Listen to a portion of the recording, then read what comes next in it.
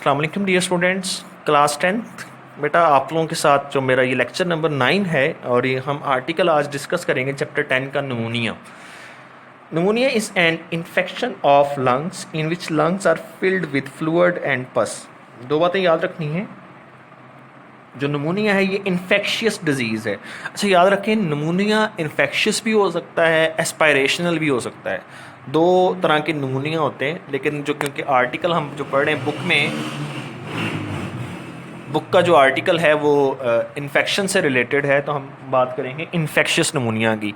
वैसे मैं आप लोगों को जनरली बता देता हूँ, सुन लीजिएगा तवज्जो के साथ। जो एस्पायरेशन नमूनिया है ना, वो क्या होता है बेटा? एस्पायरेशन नमूनिया एक ऐसा नमूनिया है जिसमें लंग्स के अंदर एक्यूमुलेशन ऑफ फ्लूइड होती है आउटसाइड से। मतलब मिसाल ये है कि इन्फेक्शन के केस में फ्लूइड अंदर बनेगा, यानी अगर इन्फेक्शियस नमूनिया होगा तो लंग्स के अंदर फ्लूइड प्रोडक्शन ज़्यादा होगी और उसकी वजह से फ्लूइड एक्यूमुलेशन होगी।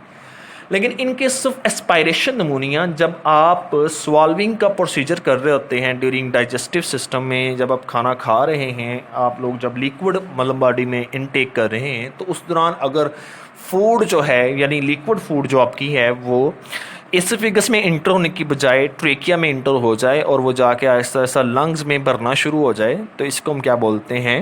एस्पायरेशन नमूनिया। याद रखें, एस्पायरेशन नमूनिया जो है वो तब भी हो सकता है जब किसी को एनेस्थेटिक मेडिसिन दी जाएं, और पर्टिकुलरली जब उसका ऑपरेशन हो कोई जिसमें उसको बेहोश किया जाना हो, तो उसमें डॉक्टर्स की एडवाइस होती है कि जी आपने कुछ नहीं खाना पीना 8 घंटे पहले, 6 घंटे पहले। उसकी रीज़न यही होती है कि जब कोई पर्सन अगर सपोज़ आधा घंटा पहले खा ले और उसको हम स्टमक को हम खाली ना कर सकें, तो जब हम मेडिसिन दें तो उसके दौरान जो वॉमिटिंग होगी ड्यूरिंग ऑपरेशन, उस वॉमिटिंग से जो फ्लूइड होगा वो लंग्स में जा सकता है, और लंग्स जो हैं उसमें फिर जब वो फ्लूइड जमा होगा तो निमोनिया हो सकता है। इसको बोलते हैं एस्पायरेशन निमोनिया। ठीक है, अब हम बात करते हैं अपने आर्टिकल पे। तो pneumonia is an infection of lungs in which lungs are filled with fluid and pus. इसमें लंग्स के अंदर क्या भर जाता है? फ्लूइड और पस भर जाती है। ठीक है, there are 2 types of pneumonia, single pneumonia and double pneumonia. आसान लफ्ज़ों में ये है कि अगर एक लंग का हो तो सिंगल, अगर दोनों का हो तो डबल नमोनिया। ठीक है, मैकेनिज्म की बात करें तो कॉजेटिव ऑर्गेनिज्म जब इंटर होता है लंग्स में या एल्वोलाई में, they settle there and grow in number. वो वहाँ पे रहते हैं और अपनी तादाद बढ़ाना शुरू करते हैं। जब उनकी ग्रोथ बढ़ती है ना, तो फिर वहाँ पे वो इन्फेक्शन काज करते हैं। वो फिर आहिस्ता आहिस्ता लंग्स के टिश्यू को डैमेज करना शुरू करेंगे, ब्रेक करना शुरू करेंगे, जिसकी वजह से क्या होगा, वहाँ पे फ्लूइड बनना शुरू हो जाएगा, पस बनेगी। क्योंकि पस इसलिए बनेगी क्योंकि जब हमारी बॉडी में इन्फेक्शियस पार्टिकल कोई भी ऑर्गेनिज्म इंटर होता है ना, वायरस, बैक्टीरिया या फंजाई वगैरह, तो हमारी बॉडी का इम्यून सिस्टम एक्टिवेट हो जाता है। तो बेटा जो हमारी बॉडी का इम्यून सिस्टम होता है ना, जब वो फाइटिंग स्टार्ट करता है तो उस दौरान हमारी बॉडी के वाइट ब्लड सेल्स कुछ डिस्ट्रॉय हो जाते हैं अगेंस्ट फाइटिंग विद माइक्रोब्स के साथ जब फाइट करते हैं तो पस बनना शुरू होती है। ठीक है, तो when the causative organisms enter into lungs और alveoli, they settle there and grow in number, they break the lung tissues and area becomes filled with fluid and पस।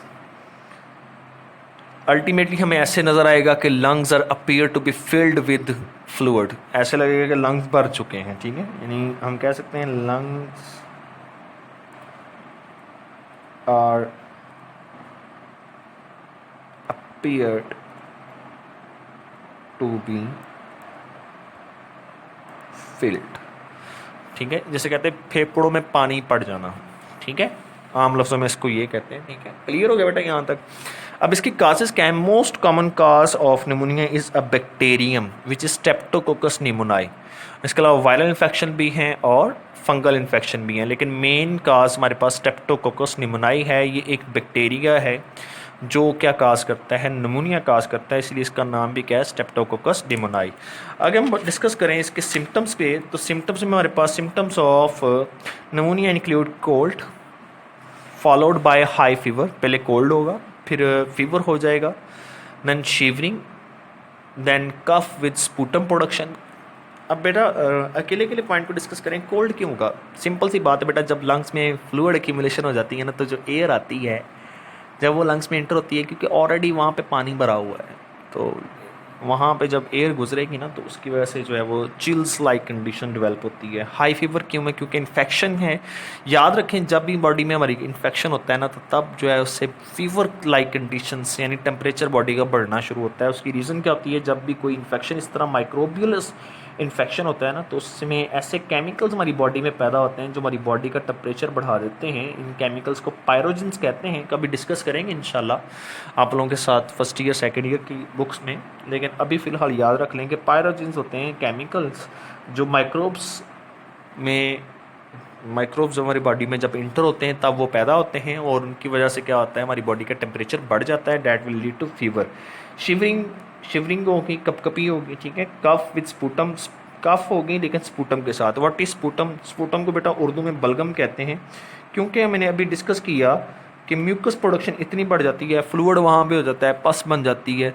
तो वही पस फ्लूइड जब कफ करेंगे तो वो फ्लूइड और पस जो होता है ना वो बॉडी से बाहर हम एक्सपेल्ड आउट करते हैं, ठीक है, इन्फेक्शन में। तो may be shortness of breath. Shortness of breath इसलिए है क्योंकि ऑलरेडी लंग्स में पहले से वाटर भर चुका है तो एयर कैपेसिटी कम हो जाती है, तो शॉर्टनेस ऑफ ब्रीथ भी होगी।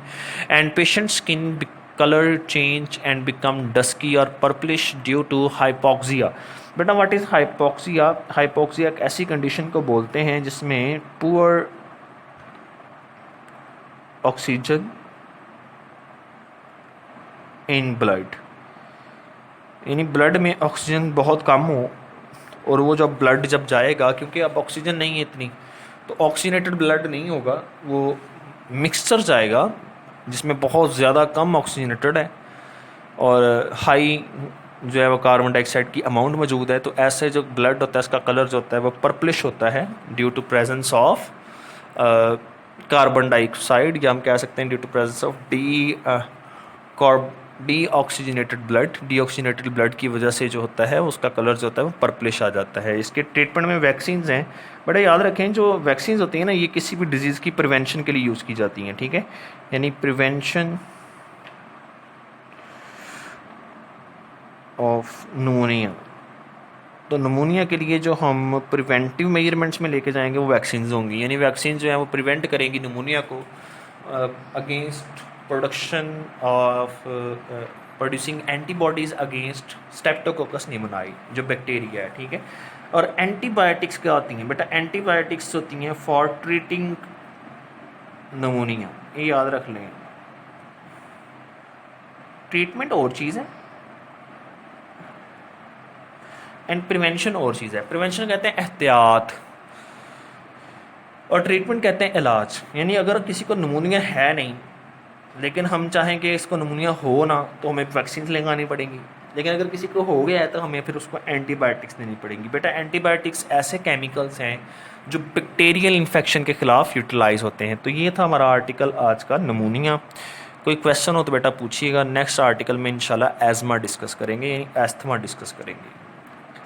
थैंक यू बेटा। कोई क्वेश्चन हो तो लाजमी पूछिएगा।